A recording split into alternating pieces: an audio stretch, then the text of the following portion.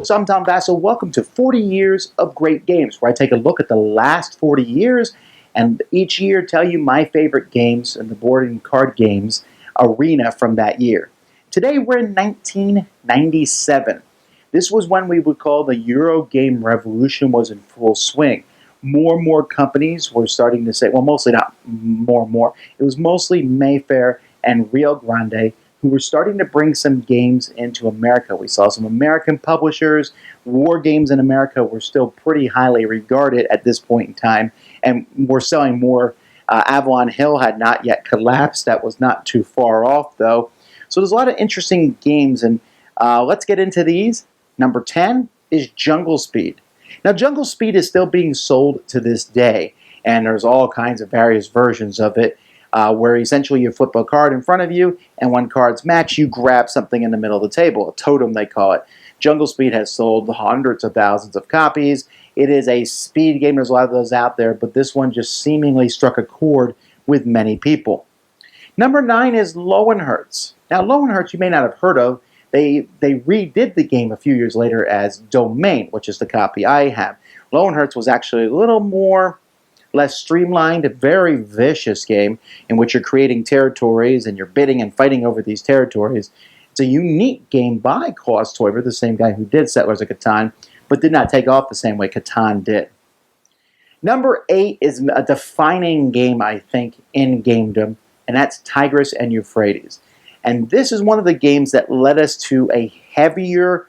People were playing all these games, like we're Settlers of Catan and all these games, but this heavy Euro game thing really didn't exist.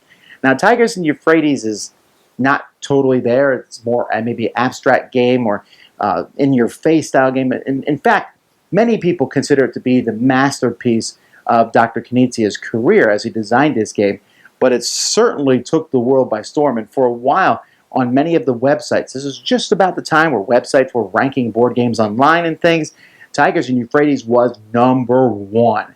This is a game in which you were controlling the areas between the two rivers and having kingdoms and pulling tiles. Was just reprinted last year.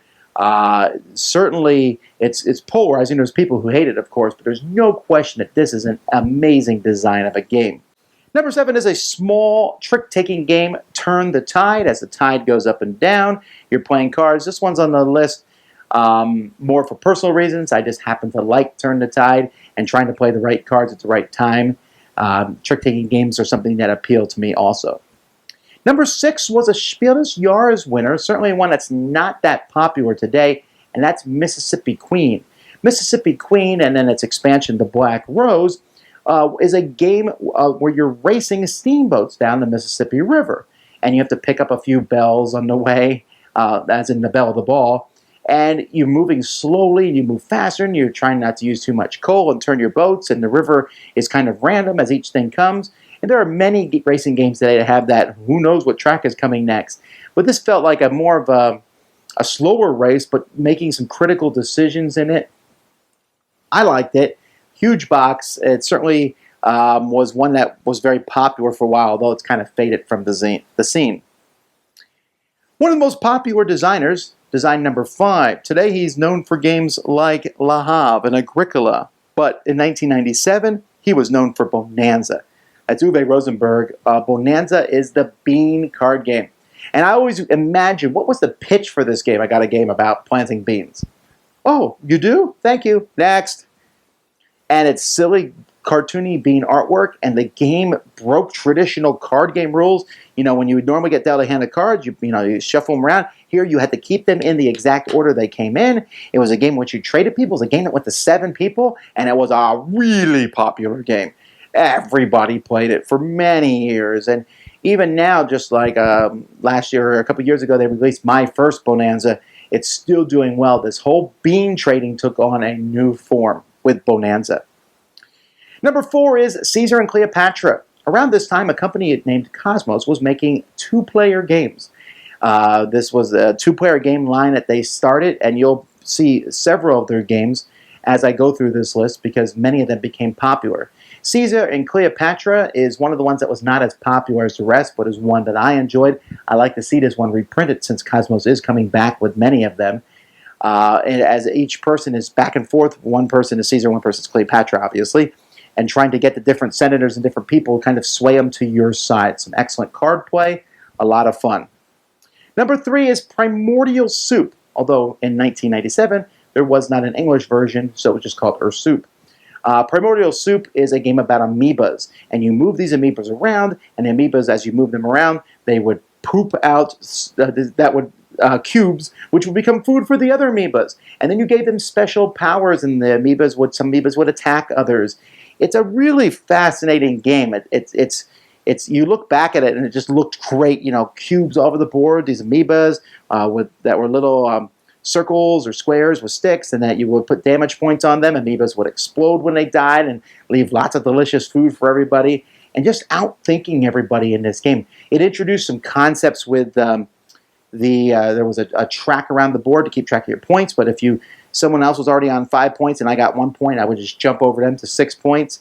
And it was lengthy and long. It introduced many people to the Doris and Frank company of games, and I don't see much from them these days, but this was kind of when they were at their heyday, and this may be their most popular game, Primordial Soup. Number 2, another game from Dr. Reiner Knizia, and this is, even though Tigris and Euphrates is more well-known than this game, this one's my personal favorite of his that came out at that time, was Colossal Arena. Colossal Arena was a game in which there was monsters. I think 8 of them in the middle of the table, and you are betting on which ones you think will win. And then you play cards and make one of them die each round, or get knocked out, or whatever it is, until you're down to only 3 left, and hopefully those are the ones that you've bet on, or it could be less than that. The rules are pretty fun, pretty simple. I think it's a great 3-player game, although it plays with more than that. It's been reprinted a few years later by Fantasy Flight Games, and that's the version I have. Great game, Colossal Arena. And then number 1, one of my favorite bidding games, a card game I still have in my collection to this day, and that is For Sale. For Sale is a great card game that plays equally as well with 3 all the way up to 6, in which you turn over some houses, and then players will bid on those. Each person will get 1 house, and then in the second half of the game, you will put your houses down and sell them for various amounts of money. It's quick, it's fast, it's easy to teach. There is a distinct arc to the game. It will change halfway through. The first half you're doing one kind of bidding, the second half you're doing another kind of bidding, but it all comes together in a really good way. Highly recommended. This is one of those games I think everyone should have in their collection, and even though it came out around 20 years ago, still doing quite well. So those are my personal 10 favorite games from 1997. Tell me what yours are in the comments. I'd love to hear from you. Until next time, you've been watching the 40 Years of Great Games on the Dice Tower. I'm Tom Vasel. Thanks so much for watching the Dice Tower videos. Find more great videos and reviews, as well as our top-rated audio podcast at Dicetower.com. You can also find other great shows at Dicetowernetwork.com. I'm Eric Summerer, and you've been watching The Dice Tower. The Dice Tower is sponsored by Cool Stuff Inc., where you can find great games for great prices. Cool stuff in stock. Check them out at CoolStuffInc.com.